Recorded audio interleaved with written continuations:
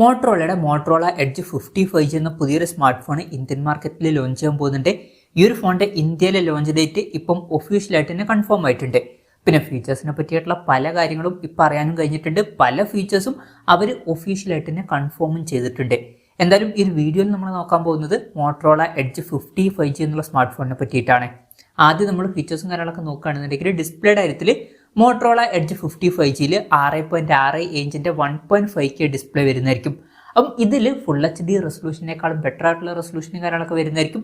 പിന്നെ POLED പാനലുമായിട്ടായിരിക്കും ഈ ഒരു സ്മാർട്ട് ഫോൺ വരിക.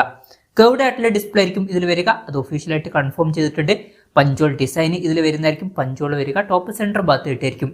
പിന്നെ ഡിസ്പ്ലേയിൽ 120 ഹെർട്സിന്റെ റിഫ്രഷ് റേറ്റും കാര്യങ്ങളൊക്കെ സപ്പോർട്ട് ചെയ്യുന്നതായിരിക്കും. പീക്ക് ബ്രൈറ്റ്നസ് വരിക 1900 നിറ്റ്സ് ആയിരിക്കും. പിന്നെ 10 ബിറ്റ് ഡിസ്പ്ലേ പോലുള്ള ഫീച്ചേഴ്സും കാര്യങ്ങളൊക്കെ ഇതിൽ സപ്പോർട്ട് ചെയ്യുന്നതായിരിക്കും. ഡിസ്പ്ലേ ഫീച്ചേഴ്സൊക്കെ അവർ ഇപ്പം ഒഫീഷ്യലായിട്ട് തന്നെ കൺഫേം ചെയ്തിട്ടുണ്ട്. ഇപ്പം ഇതിന്റെ ടീസർ ഫ്ലിപ്കാർട്ടിൽ വന്നിട്ടുണ്ട്. അതിൽ ഈ കാര്യങ്ങളൊക്കെ കൊടുത്തിട്ടുണ്ട്. അപ്പോൾ നല്ല ഡിസ്പ്ലേ ഫീച്ചേഴ്സും കാര്യങ്ങളൊക്കെ ഈ ഫോണിൽ വരുന്നതായിരിക്കും. കർവ്ഡ് ആയിട്ടുള്ള ഡിസ്പ്ലേയും അതുപോലെ തന്നെ 1.5K റെസൊല്യൂഷനും കാര്യങ്ങളൊക്കെ ഇതിൽ വരുന്നതായിരിക്കും. പിന്നെ in display finger print sensor ഈ ഫോണിൽ വരുന്നതായിരിക്കും. പിന്നെ എടുത്തു പറയേണ്ട മറ്റൊരു കാര്യം എന്ന് പറയുന്നത് അത്യാവശ്യം സ്ട്രോങ് ആയിട്ടുള്ള ഒരു സ്മാർട്ട് ഫോൺ ആയിരിക്കും ഈ ഒരു smart phone. MIL STD 810H സർട്ടിഫിക്കേഷനും കാര്യങ്ങളൊക്കെ വരുന്നതായിരിക്കും. ഇത് സാധാരണ ഫോണുകളുടെ സ്ട്രെങ്ത്തിന് ലഭിക്കുന്ന ഒരു സർട്ടിഫിക്കേഷൻ ആണ്. അപ്പോൾ അത്യാവശ്യം നല്ല സ്ട്രോങ് ആയിട്ടുള്ള ഒരു സ്മാർട്ട് ഫോൺ ആയിരിക്കും. പിന്നെ ഈ ഒരു സർട്ടിഫിക്കേഷനുമായിട്ട് വരുന്ന ഏറ്റവും സ്ലിമ്മസ്റ്റ് ആയിട്ടുള്ള ഒരു ഫോൺ ആയിരിക്കും ഈ ഫോൺ എന്ന് അവർ ടീസ് ചെയ്തിട്ടുണ്ട്. പിന്നെ IP68 റേറ്റിംഗ് ഇതിൽ സപ്പോർട്ട് ചെയ്യുന്നതായിരിക്കും.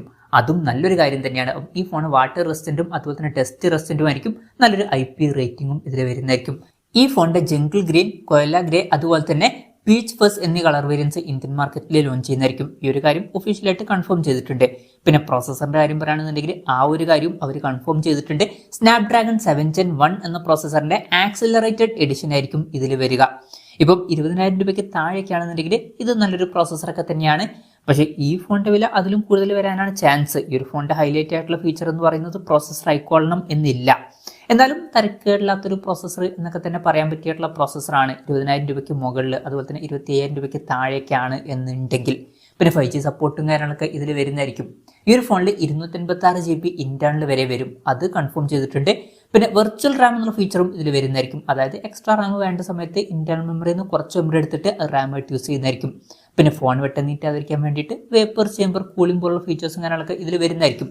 പിന്നെ ഈ ഫോണിൽ സ്മാർട്ട് വാട്ടർ ടച്ച് എന്നുള്ള ഫീച്ചർ വരുന്നതായിരിക്കും. അതായത് ഫോണിന്റെ മുകളിൽ ചെറിയ രീതിയിലൊക്കെ വെള്ളമായാലും വലിയ ഇഷ്യൂസ് ഒന്നും ഇല്ലാതെ നമുക്ക് ടച്ച് ചെയ്ത് യൂസ് ചെയ്യാൻ കഴിയുന്നതായിരിക്കും.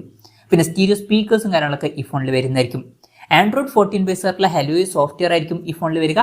3 കൊല്ലത്തെ OS അപ്ഡേറ്റും 4 കൊല്ലത്തെ സെക്യൂരിറ്റി അപ്ഡേറ്റ്സും കാര്യങ്ങളൊക്കെ ഇതിൽ വരുന്നതായിരിക്കും.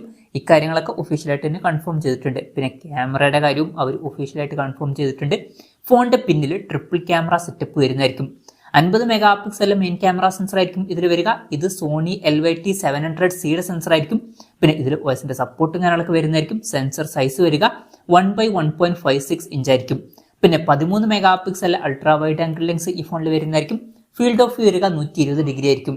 പിന്നെ 10 മെഗാ പിക്സൽ ഒരു ടെലിഫോട്ടോ ലെൻസും ഇതിൽ വരുന്നതായിരിക്കും.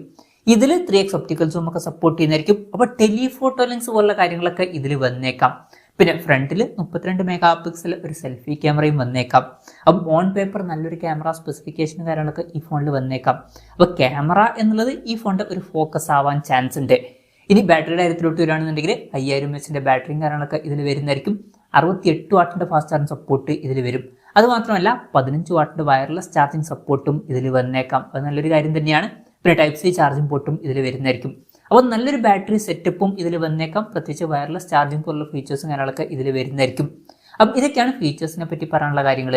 ഇനി ലോഞ്ച് ഡേറ്റിന്റെ കാര്യം പറയുകയാണെന്നുണ്ടെങ്കിൽ August 1 ഈ സ്മാർട്ട് ഫോൺ ഇന്ത്യൻ മാർക്കറ്റിൽ ലോഞ്ച് ചെയ്യാൻ പോകുന്നത്.